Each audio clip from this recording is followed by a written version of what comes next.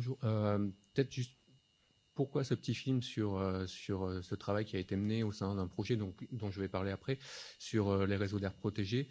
Parce qu'aujourd'hui, je vais parler plus spécifiquement d'adaptation au changement climatique, et notamment d'adaptation dans le Pacifique et en Nouvelle-Calédonie, et notamment de certaines solutions pour cette adaptation, qui sont les solutions fondées sur la nature. Donc, et effectivement, là, on a un exemple à travers ce petit film d'un réseau d'air protégé, un réseau d'air protégé qui est fonctionnel demain, qui joue son rôle dans la protection des écosystèmes, permettra une meilleure adaptation des populations, notamment dans la zone pacifique. Donc, juste sur la première, pardon, on va dire sur la première dépouille. Donc juste en deux mots, le projet Rescue, c'était un projet donc financé par l'Agence française de développement et par le Fonds français pour l'environnement mondial. C'était un projet régional qui était coordonné par la communauté du Pacifique et qui s'est développé sur 5 sites pilotes dans le Pacifique, Polynésie française, Vanuatu, Fidji, et avec 2 sites pilotes en Nouvelle-Calédonie, un en province sud qui était le Grand Sud et l'autre sur la province nord qui était la zone de Touro. Donc ce projet il visait à augmenter la résilience des écosystèmes, donc avoir des écosystèmes en meilleure santé, pour favoriser justement l'adaptation des populations locales au changement climatique. On a parlé tout à l'heure, ma collègue parlait d'atténuation, donc on est en avant sur l'atténuation un peu partout dans le monde en termes de politique publique.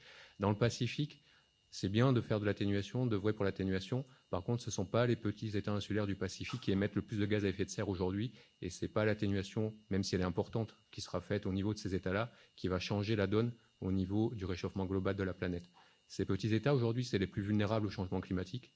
Et aujourd'hui, donc, ils sont obligés, entre guillemets, de s'adapter. Donc, c'est la principale politique à mettre en œuvre dans le Pacifique, c'est l'adaptation. Et donc, c'est de ça que je vais parler aujourd'hui. Donc, dans ce projet, justement, donc, les scientifiques ont fait des études pour montrer que le réchauffement climatique était une vérité dans le Pacifique, soit en Nouvelle-Calédonie ou ailleurs. On s'est intéressé à discuter avec les populations locales, donc soit dans le Grand Sud, que ce soit sur Touro, pour évaluer leur vulnérabilité au changement climatique, comment eux perçoivent le climat et leur vulnérabilité à ce climat. Donc ce qu'on s'est aperçu avec des enquêtes qui ont été menées au niveau de ces populations, c'est qu'aujourd'hui, ces populations elles se sentent déjà vulnérables aux aléas climatiques.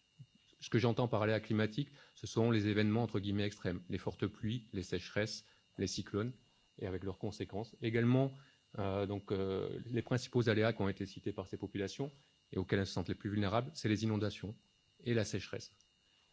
Et également, elles ont cité la montée du niveau de la mer, qui est une conséquence du réchauffement climatique, qui n'est pas vraiment un aléa climatique, mais c'est quelque chose qu'ils constatent tous les jours chez eux. Donc ils le perçoivent et donc ils essayent déjà de faire en sorte de s'adapter à cette montée des eaux. Et ils perçoivent aussi le fait que cette vulnérabilité va s'accroître demain avec le changement climatique. Ils en ont entendu parler, ils savent qu'ils sont vulnérables et cette vulnérabilité va augmenter. Donc ces conséquences de ces aléas climatiques et leur évolution sur ces populations, c'est tout d'abord un risque pour la sécurité alimentaire. Donc avec ces inondations, les champs vivriers sont inondés, ils perdent leur culture et ils se retrouvent souvent donc avec un manque de nourriture et derrière également des pertes de bétail. Donc il y a cette sécurité alimentaire qui est un des secteurs clés qui ressort, que ce soit en Calédonie dans les enquêtes qu'on a menées, mais également les enquêtes qui ont été menées sur d'autres territoires dans le Pacifique font ressortir ce risque-là. Également un risque pour la sécurité de la ressource en eau. Donc notamment au niveau des périodes de sécheresse que ces populations perçoivent comme plus récurrentes, c'est-à-dire qu'elles arrivent plus fréquemment. Ce n'est pas tous les ans, avant c'était une fois tous les 10 ans, maintenant c'est une fois tous les 2 ans ou tous les 3 ans. Ils perçoivent ce retour assez plus fréquent des sécheresses. Donc, et également, sur les ressources en eau, lors des inondations, on a beaucoup d'érosion sur ces territoires, donc des apports de terre dans les cours d'eau, dans les captages, donc de l'eau qui n'est plus potable pour ces populations. Et ça, c'est quelque chose qu'ils perçoivent tous les jours. On le perçoit peut-être un peu moins sur le Grand Nouméa, sauf lors des grands événements, mais c'est vrai qu'en tribu, dès qu'il y a une forte pluie, ils ne peuvent plus boire l'eau du robinet. Tu peux revenir, j'ai pas fini sur la vidéo.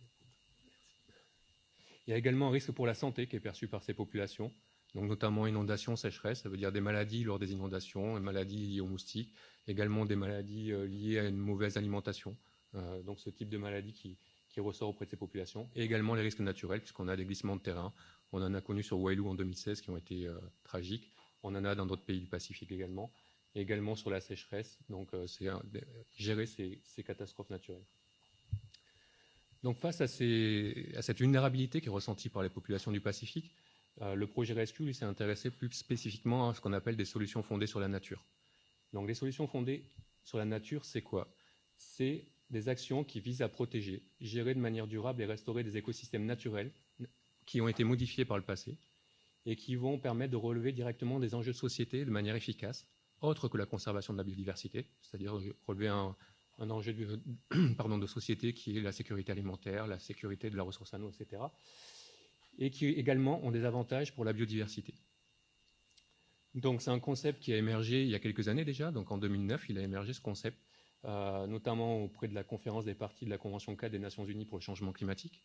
Il a été repris à la COP 21 donc en 2016, si je me souviens bien, pour l'accord de Paris.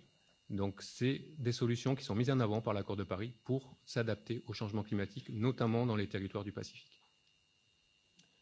Donc ces solutions sur la nature, il faut comprendre aujourd'hui que les écosystèmes, ils jouent et ils nous rendent de nombreux services. Donc dans le cadre de ce projet Rescue, on a pour le Grand Sud estimé la valeur monétaire des différents services rendus par les écosystèmes. Alors je m'excuse, c'est peut-être un peu petit sur les différents graphiques, mais donc on a pu estimer un échantillon de services, parce qu'il faut bien se rendre compte que tous les services rendus par les écosystèmes ne sont pas quantifiables et monétarisables. Donc on a monétarisé ce qui pouvait l'être. Et donc, on catégorise les différents services, enfin les différents services sont catégorisés en grands types, qui sont les services d'approvisionnement. Donc ça, c'est la ressource en eau qu'on va puiser dans la nature. Ce sont le bois de chauffe, les ressources alimentaires, donc les produits de la mer, les produits des rivières, donc ce type de services. Donc, et donc ces services d'approvisionnement pour le Grand Sud ont été estimés entre 498 et 795 millions de francs CFP par an. C'est les services que rendent les écosystèmes du Grand Sud aux populations qui y habitent. Donc également, il y a un autre type de services qui sont les services culturels. Donc c'est les services entre guillemets récréatifs. Dans ces services culturels, on va avoir toutes les activités touristiques qui sont basées sur la nature, donc tourisme vert, ce qu'on appelle maintenant l'écotourisme. Donc également les services récréatifs pour les gens qui habitent là. Les enfants, même les adultes, vont se baigner à la rivière quand il fait chaud, vont se détendre. Donc il y a tout type de services. Également la valeur culturelle des lieux pour ces personnes-là, puisque certains lieux ont une importance particulière dans le domaine du sacré pour ces personnes. Donc ces services, ils ont été estimés l'échantillon qui a pu être monétarisé a été estimé entre 421 et 738 millions de francs par an. Et également pour ce qu'on appelle les services de régulation. Donc services de régulation, c'est tout ce que les écosystèmes jouent dans le rôle de la régulation du cycle de l'eau, par exemple, régulation du cycle du carbone, etc. Donc la régulation, c'est un service qui est important et qui a été monétarisé à plus de 2 milliards, un peu plus de 2 milliards de francs CFP par an. Donc notamment dans le Grand Sud, c'est tout le cycle de l'eau et de la ressource en eau. Donc cette eau qui est stockée par les écosystèmes, notamment par le plateau de Goro, et qui est restituée aux populations locales qui sont à l'aval en termes d'AEP, mais également qui est utilisée en hydroélectricité. Donc il y a un service qui est rendu et qui est exploité derrière par les opérateurs énergétiques sur de l'énergie renouvelable. C'est le barrage de Yaté, donc qui alimente en grande partie un industriel, mais aussi en petite partie, pour l'instant, le Grand Nouméa. Donc ces nombreux services rendus, certains vont en faveur de l'adaptation. Donc les mangroves aujourd'hui jouent un rôle de protection de la côte contre l'érosion et la montée du niveau de la mer, ou lors des forts cyclones, elles vont protéger la côte contre la houle. Également, les forêts ont un rôle important dans la régulation du cycle de l'eau. Donc demain, elles auront un rôle important, notamment dans le Pacifique, pour gérer un peu mieux la ressource en eau. Donc une forêt en bon état va nous permettre d'avoir de l'eau toute l'année, et en période de sécheresse, on aura encore de l'eau dans les rivières, ce qui n'est pas forcément le cas partout aujourd'hui. Donc ces services sont importants à conserver. Donc quelques exemples maintenant pour finir de quelques actions qui ont été menées dans le cadre du projet. Donc c'est un projet qui a commencé en termes vraiment opérationnels en 2015, qui s'est terminé en début d'année 2019. Et donc plusieurs actions ont été menées en province sud et en province nord dans le cadre de ce projet pour travailler sur la résilience des écosystèmes et favoriser l'adaptation. Donc le premier point, c'est la lutte contre les feux. Donc demain, avec plus de sécheresse, on aura un risque feu qui est augmenté. C'est un risque qui est déjà fort sur la Nouvelle-Calédonie et également sur d'autres territoires du Pacifique. Donc dans le cadre de ce projet, en province sud par exemple, il a été élaboré déjà à un niveau stratégique un plan de protection de forêt contre les feux. Donc c'est un document stratégique, mais qui permet de mieux coordonner la lutte demain et la prévention contre les feux.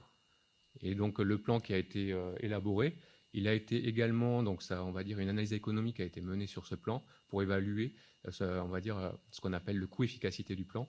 Et donc, les analyses économiques ont montré que si demain on met en œuvre ce plan, ça coûtera moins cher à la collectivité ou aux collectivités de le mettre en œuvre que ce qui est dépensé aujourd'hui pour lutter contre les feux.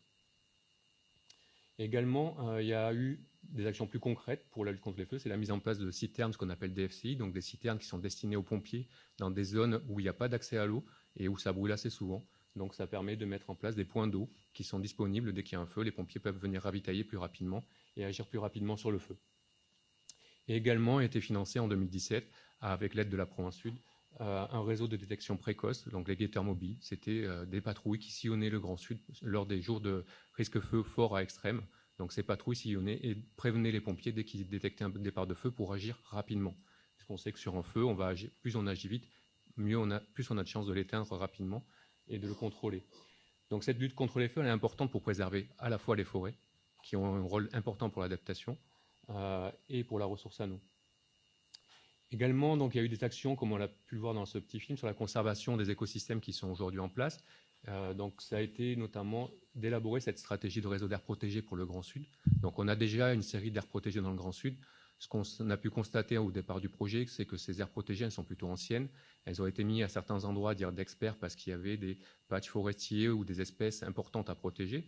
C'est très bien, mais aujourd'hui, on s'aperçoit qu'écologiquement, il n'est pas fonctionnel, c'est-à-dire qu'il n'y a pas de connectivité entre ces réseaux d'air protégés et qu'il est nécessaire aujourd'hui de les reconnecter entre elles, parce qu'un petit patch de forêt tout seul dans un coin, il ne va peut-être pas forcément survivre à long terme. Et on a besoin de le reconnecter à des patchs forestiers plus grands et également de permettre la mobilité des espèces entre ces différents réseaux d'air protégés, ou des gènes ou des graines.